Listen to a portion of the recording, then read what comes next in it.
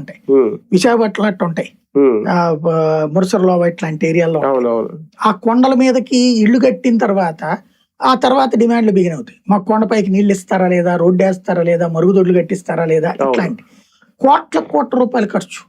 అక్కడ విజయవాడలో కింద ఉన్న వాళ్ళకి నీళ్లు వచ్చేది కాదు, కానీ కొండ మీదకి నీళ్లు వచ్చాయి. ఎందుకంటే బూస్టర్లు వేసి మరి నీళ్లు పైకి పంపించేవాళ్ళు. అక్కడ పేదల కోసం అనేది కమ్యూనిస్టులు ఉన్నారు కాబట్టి కిందకు వచ్చేటప్పటికి మధ్యతరగతి ఏమో డబ్బులు తగలేసుకునే వాళ్ళు అయ్యేది కాదు. ఇలాంటి సిచ్యుయేషన్స్ జరిగిపోతా కొండల్ని కబ్జా చేస్తున్నారు, నది లోపల భాగాలు కబ్జాలు చేస్తున్నారు. కాబట్టి అవన్నీ నిషేధిత జాబితాలో పెట్టారు. అక్కడ రిజిస్ట్రేషన్లు చేయకుండా ఉండటం అన్నట్టు. కానీ 2017లో ఏం చేశారంటే వీళ్ళు ఈ కేంద్ర ప్రభుత్వం మొత్తం సర్వేలు చేసేసి సిస్టమేటిక్ గా పెట్టమంది కదా, డిజిటలైజ్ చేయాలన్నారు కదా. ఆ పనులు చేయడానికి మనకి ఇక్కడ ఏమైపోయిందంటే రెవెన్యూ శాఖ స్టాఫ్ 100 మంది కావాల్సిన చోట 5గురు ఉంటారు.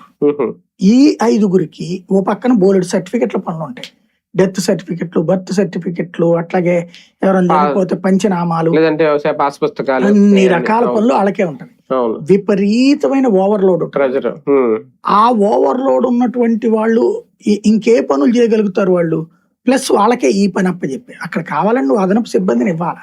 ఎవరు రెవెన్యూ శాఖ అనేటటువంటి ఇంకోటి, ఎవడన్నా మంత్రి వస్తే వాళ్లే ప్రోటోకాల్, ఎవరు వచ్చినా వాళ్లే